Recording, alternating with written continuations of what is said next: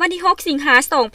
2026นี้อยู่ที่ห้องว่าการศูนย์กลางผักหลัก6สหายทองลุ้นศรีสุริตเลขาธิการใหญ่คณะบริหารงานศูนย์กลางผักประธานประเทศแห่งสาธารณรัฐประชาธิปไตยปาสลาวได้ต้อนรับการเข้าเยี่ยมคำนับของสหายพลเอกเงียนจองเงียกรรมการกรมการเมืองศูนย์กลางผักคอมมิวนิสต์เวียดนามหัวหน้ากรมใหญ่การเมืองกองทัพประชาชนเวียดนามพร้อมคณะในโอกาสที่เดินทางมาเยี่ยมยามและเฮ็ดเวียกอยู่สาธารณรัฐประชาธิปไตยปาสลาวในระหว่างวันที่5-7 สิงหาคม2026โอกาสนี้สหายทองลุ้นศรีสุริตได้แสดงความยินดีต้อนรับอันอบอุ่นและตีราคาสูงต่อการเดินทางมาเยี่ยมยามและเฮ็ดเวียกอยู่สาธารณรัฐประชาธิปไตยปาสลาวของสหายพลเอกเงียนจองเงียพร้อมด้วยคณะในครั้งนี้พร้อมทั้งแสดงความสมเสยต่อผลสำเร็จของการพบปะสองฝ่ายระหว่างกรมใหญ่การเมืองกองทัพทั้งสองประเทศซึ่งเป็นการประกอบส่วนสำคัญเข้าในการเพิ่มทวีหัดแน่นสายพัวพันมิตรภาพอันยิ่งใหญ่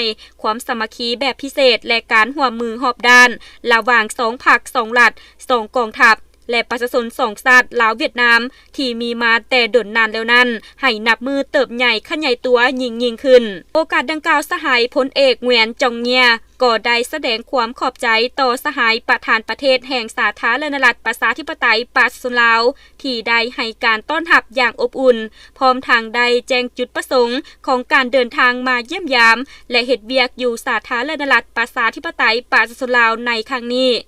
พร้อมทั้งให้คำมั่นสัญญาว่าจะทนุถนอมและเพิ่มพูนคูณสร้างสายพัวพันมิตรภาพอันยิ่งใหญ่ความสามัคคีพิเศษและการร่วมมือรอบด้านระหว่าง2 พรรค 2 รัฐและ2 กองทัพประชาชน2 ชาติลาวเวียดน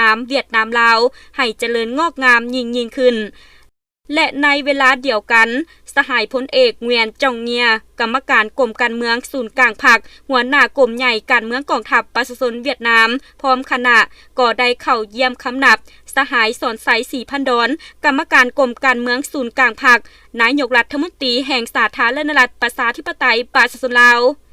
โอกาสนี้สหายสอนไซศรีพันดอนได้แสดงความยินดีต้อนรับอันอบอุ่นและตีราคาสูงต่อการเดินทางมาเยี่ยมยามและเฮ็ดเวียกอยู่สาธารณรัฐประชาธิปไตยปาสลาวของสหายพลเอกเงียนจองเงียพร้อมด้วยคณะในครั้งนี้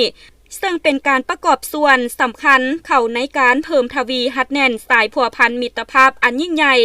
ความสามัคคีพิเศษการร่วมมือรอบด้านและคู่ร่วมยุทธศาสตร์ระหว่าง2 พรรค 2 รัฐ 2 กองทัพและประชาชน2 ชาติลาวเวียดนามลาวให้นับมือเติบใหญ่ขยายตัวและเจริญงอกงามยิ่งขึ้นโอกาสดังกล่าวสหายพลเอกเงียนจองเงียได้แสดงความขอบใจต่อการต้อนรับอันอบอุ่นสนิทสนมพร้อมทางได้แจ้งจุดประสงค์และรายงานผลการพบปะกับคณะผู้แทนการเมืองขั้นสูงของกองทัพประชาชนลาวให้สหายสอนไซศรีพันดอนได้รับทราบตื่มอีก